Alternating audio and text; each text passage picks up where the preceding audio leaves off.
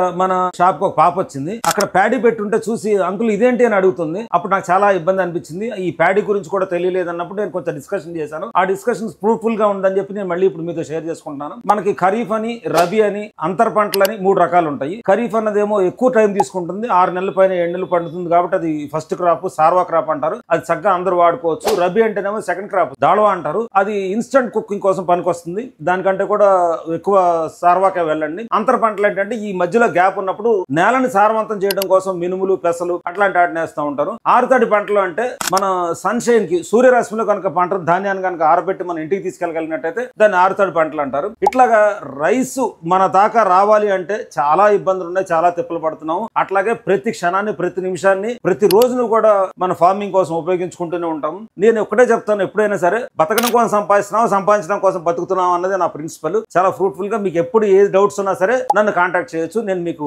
Information pass చేస్తాను. Thank you so much. Me Prasad Konjeti.